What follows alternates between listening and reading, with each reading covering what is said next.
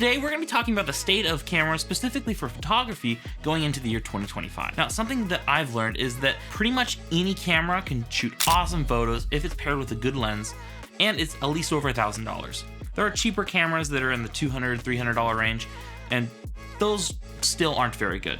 But if it's over $1,000 and it's from a recent year paired with a good lens, it's going to be able to produce amazing photos. And that got me thinking, why do we spend $2,000, $3,000, $4,000, $6,000 on cameras if you can get the same quality or similar quality in a much cheaper camera? For example, if I take this Canon R8, it's going to produce awesome photos, especially for the majority of photographers that are going to be doing street photography, portraits, weddings, that kind of content. Even studio work, this camera is phenomenal for that. But why would I upgrade to something like an R5 or an R3 or an R1? Well, it's all about reliability. Does this camera do well in hot conditions? No.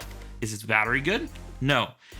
Is it fully weather resistant and willing to endure any condition? No. So if I did upgrade to a higher end camera, does it have that? Yes. Basically any camera nowadays is going to have a 20 megapixel or higher sensor. This one I believe is 26 megapixels, and the highest end Canon camera, the Canon R1, is about the same. Now it's really not about the resolution. It's more about reliability and then fringe aspects that you're going to need in extreme conditions. So dynamic range, close to or global shutter, and just faster processing and autofocus. And all that is striving towards 100% reliability.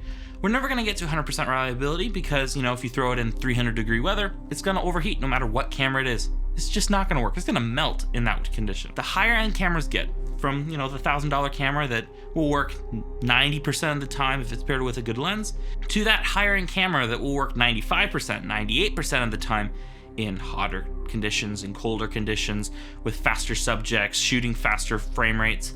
It's really all about reliability. So if you want to get into photography, you don't need to look at the highest end camera and say, I need that to shoot good photos. In 90% of situations, if it's the same resolution especially, this camera is going to look very similar to Canon R1. But there are some advancements and things that will take that reliability and step it up in conditions that you need it to. For example, sports photography. You need crazy fast autofocus? Probably don't buy this camera. Get the R1 or the R3. But this one will work. It's just not as good and as reliable as those other cameras. You're going to get higher yields out of all the photos you take that are in focus with those cameras, right?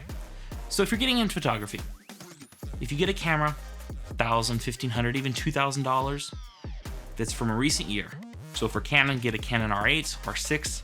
I would have recommended the R7, but because it's not full frame, I'm using it less and less and going with the R8. Those are the cameras that I would recommend. Don't buy Canon R100 and R50 if you don't have to. You can get something like this on sale for $1,200 and you'll be set as long as you pair it with a good lens. The 50mm f1.8 is a great option to start with because it's cheap and it's bright. When you're looking for lenses, the lower f-stop, the brighter the lens.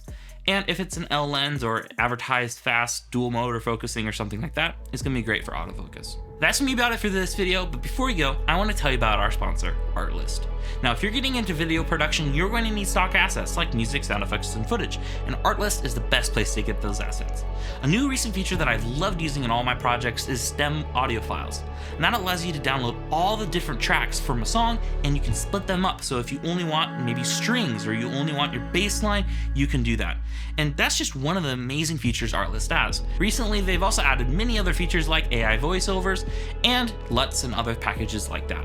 If you want to get 2 months for free on your annual subscription, check out the link below. Thank you, Artlist, for supporting the channel, and that's gonna be about it for this video. If you have any further questions, please let me know in the comment sections down below. I'd love to answer them. All right, that's it. I'll see you in the next video.